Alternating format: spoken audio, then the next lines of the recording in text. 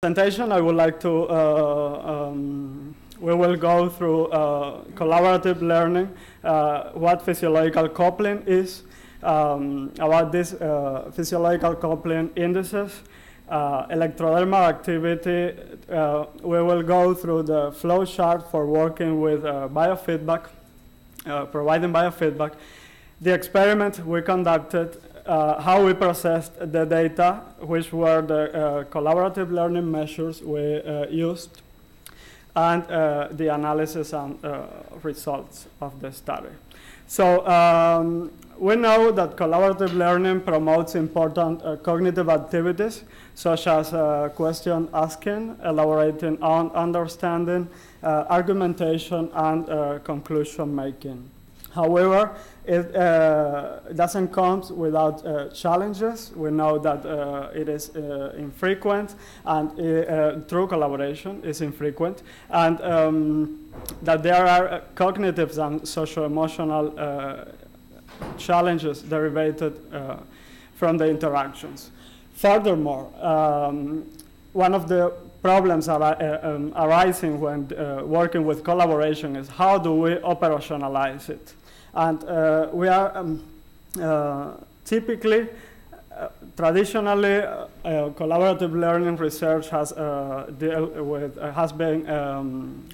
relied on transcribed verbal reports, self-reports, and our proposal, following some previous studies, is to bring this physiological data from biosensors to help in to enrich the measures we use for collaboration. So the idea of physiological coupling has been studied since decades ago. It's the idea behind this similarities in between the physiological signals of different people. And there is no agreement that we found on the way this phenomena has been studied. We can find it like physiological linkage, physiological compliance, physiological synchronization, correlation, coupling, which is the one we have chosen for our study, and physiological markers of togetherness. Although the names are different, they all refer to the same phenomena. How close or how related are the physiological signals of different people working together, or with some kind of connections. It has also been studied, used to study coupling, marriages and this kind of stuff. So how do we measure this physiological coupling? There have been, we conducted a literature review where we found these 5 indices, plus another one dealing more with frequency that we didn't take into account. So these indices are looking at different characteristics of these signals. Different ways at which we can put them together and come up with a number that help us to quantify this phenomena. So we have coming first in the list, signal matching. Signal matching refers to the difference in the levels or amplitudes of these 2 signals, once they have been normalized, of course, because they strongly depend on individual characteristics. Second one is this instantaneous derivative matching that deals with the rate of change of these signals, how it looks at the slope. Third one, and underscored because it's the one we have found more useful, and it's actually the simplest of them, is the directional agreement that comes to measure what is the percentage of the time that the physiological signals among people working together are changing in the same direction. Are they going up together, going down together, or just staying in constant values? Also, common statistical measures such as the Pearson correlation coefficient have been used, and the Fisher-Serre transform, that is the inverse hyperbolic tangent of this correlation coefficient. It's a variation. So directional agreement measures the direction, and correlation coefficients, as we know, measures the linear relationship between these signals. So what is this electrodermal activity? Is the electric activity that is very easily measured from our skin.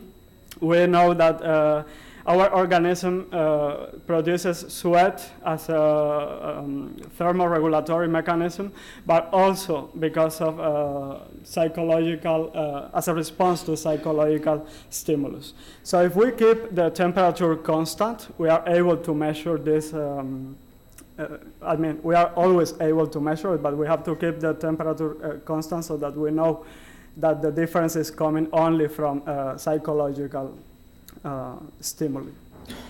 So in the nervous systems, we see in yellow marked coming from the nervous system, the peripheral, autonomic, and sympathetic nervous system. The electrodermal system is the only one innervated only by the sympathetic nervous system that is in charge of the response of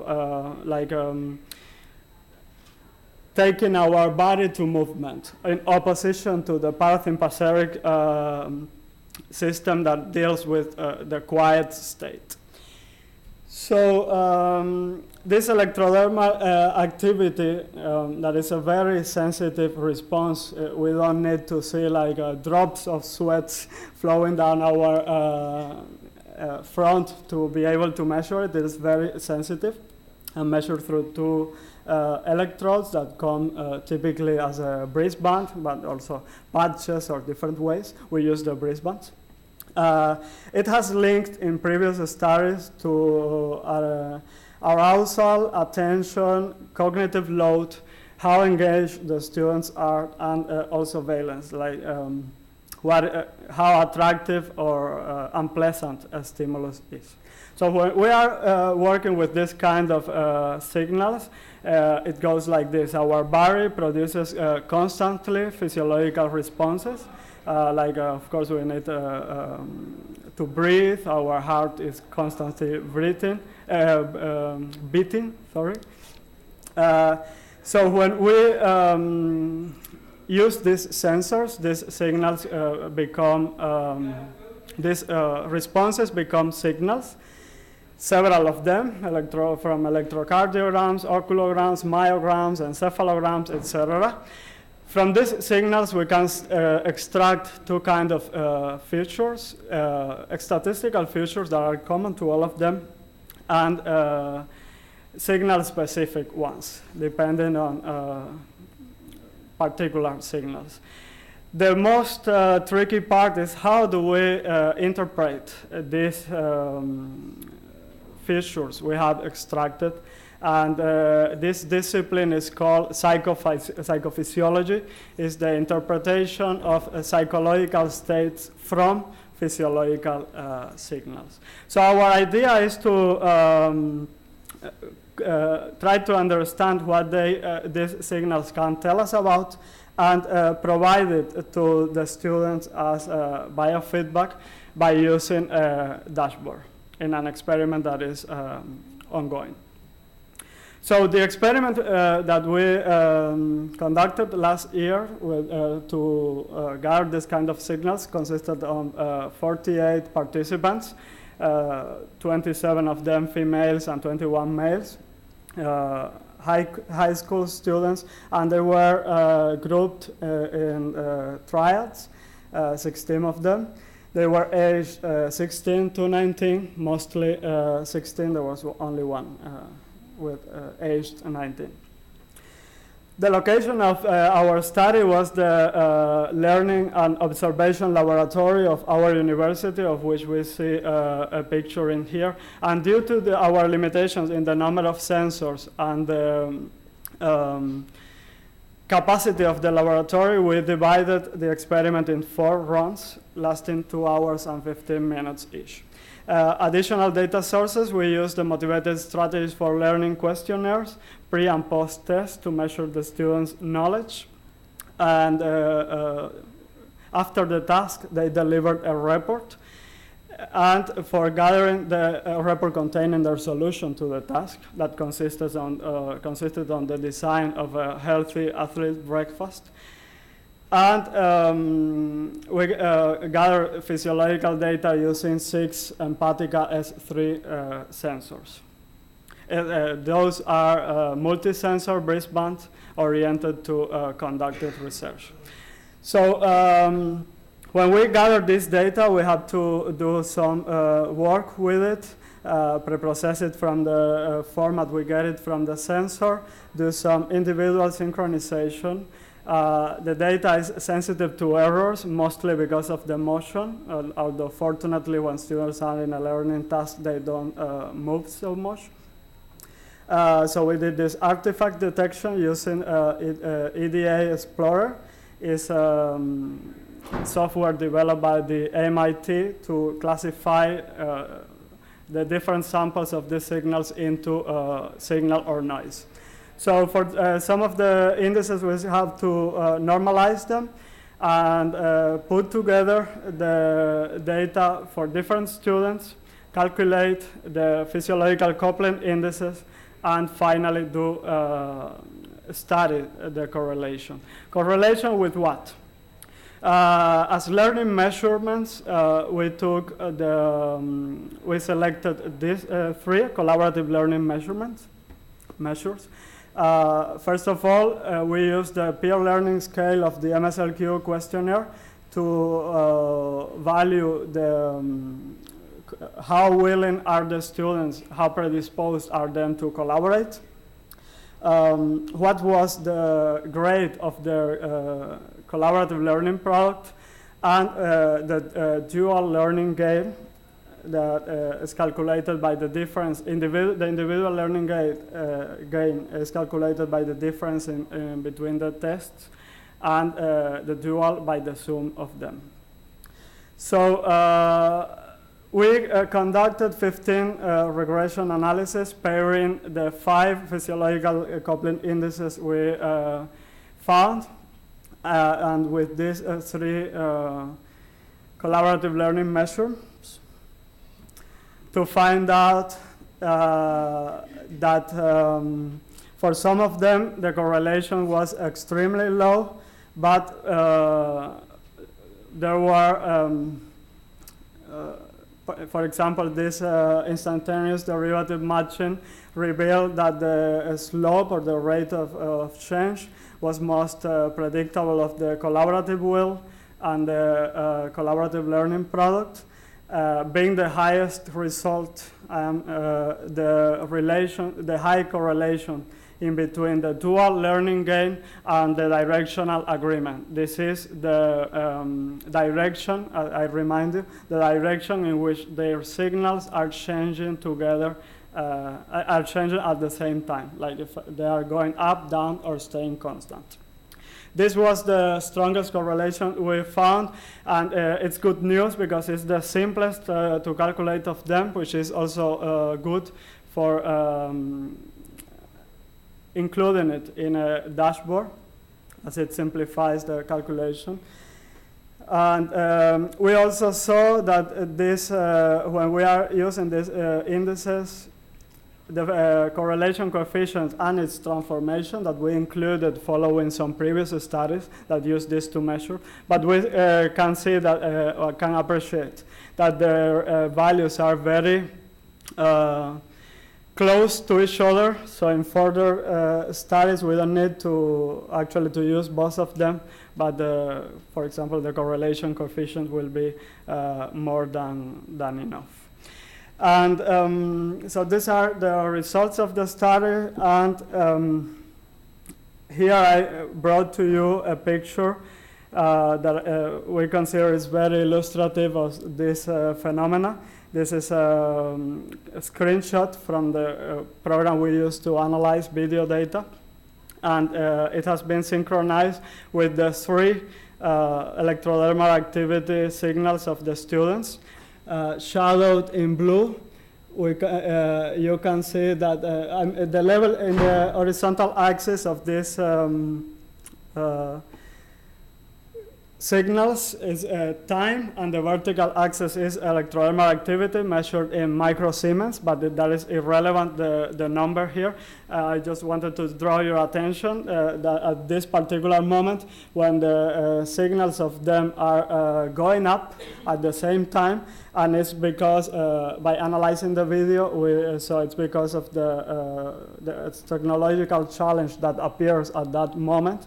There is a crash in the learning environment they are using, and you see that these signals are very able to capture this particular moment. So this was what I wanted to share with you about this approach of using this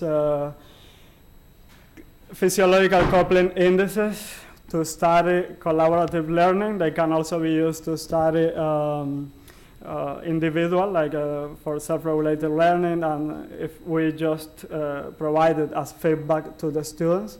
We need lots of more research, and we expect that the community working with these signals increases, as we believe there is a huge potential coming from them, as they are just the expression of what our body is actually saying when we are undertaking a learning process, and in general. So thank you very much, and I will be more than happy to take your questions.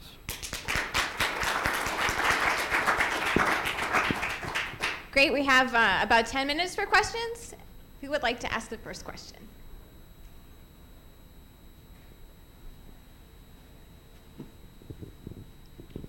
Javier from SPOL. What's your interpretation of why you found some correlations for some of the metrics but not for the others? There is some theoretical background on that, or some just intuition on why this is happening? We have to look at what each of the indices mean. So, for example, in this one that we found the strongest correlation is telling us that the most important feature for the dual learning gain is precisely the direction in which the signals are going. So it's not the level which depends on individual characteristics, but how direction allows to compare how I am doing with my compared to myself, like with the previous moment and what I am doing now. So the interpretation would be like in that direction that yeah, they are kind of reacting simultaneously to the same stimulus, but they can also be influencing each other. Of course, if it happens at the same time, it's their own reaction. And as we see that there is a slow, slightly later reaction, maybe it's influenced, but someone might not be paying attention, and the other say, hey, look at here, what happened? And then the other also comes to. So, but we need to explore more about this. So far, it looks like the most important thing to look at is the direction. Other questions? Don't you think it could work the other way around? That if you collaborate effectively, you align your, you kind of harmonize your biological activity or emotional activity, and therefore biological activity? Could you please repeat? I didn't get your question. Don't you think that if a team is effective and it becomes, it tends to harmonize its emotional activity, and therefore the signal that you are measuring will also become more parallel? You I mean that the- if the team can control their own signals? Yes. Well, that would be a very specific case. Typically, for the 99% of us, we cannot control this kind of signals. Of course, there have been reported cases of, for example, this is used also in this deception detection algorithms. And it has been proved and shown that some people are able to lie to this deception algorithm. Your question didn't go in that direction. It could be through hormones, it could be through pheromones, it could be the fact that you work well together would tend to affect and to harmonize your emotional your emotions. And that is actually one of the powers of using this kind of data. That of course you can realize, you can use it also to build groups. Like if you see this group is not working, assuming that it is better to be harmonized, because maybe it can be that that tensions provoke the team to work better. We need results in that area. But it can show that if the team is like working pleasantly together, the signals will look alike to each other. Other questions? Hi, Economides from Greece. I have a question. In the beginning, you saw several measures, EEG, etc. Sorry? In the beginning of your presentation, you saw. Here you mean? Afterwards? Yes. Here, you saw several kind of measurements like EEG, etc. And later you saw 3 measures, will, and etc. Which one do you? I have not understood what exactly you measure, how you measure them, what sensor you use, how you fit them on the students. So I have not understood. Perfect. And also, how you selected the students to be in a group, and how you decided to be 3 students in a group, or maybe 5, 4, 10 students in a group. And have you found also any differences among groups? Because the results are the average, I think, for the whole groups or for all groups, right? So have you found any differences among the groups? Okay. So going to your first question, how do we measure it? We use the empathic eyes 3 wristband that students wear it on their hands. It's a 4-sensor device. One of them, of course, we collected all the data, but in this study we only used electrodermal activity. Basically, the sensor has 2 electrodes, and it circulates a small current through the electrodes, and by measuring the voltage in between them and the current you circulated, you can calculate the how resistant is the skin to. So this is the electrodermal activity. It was so how we measure.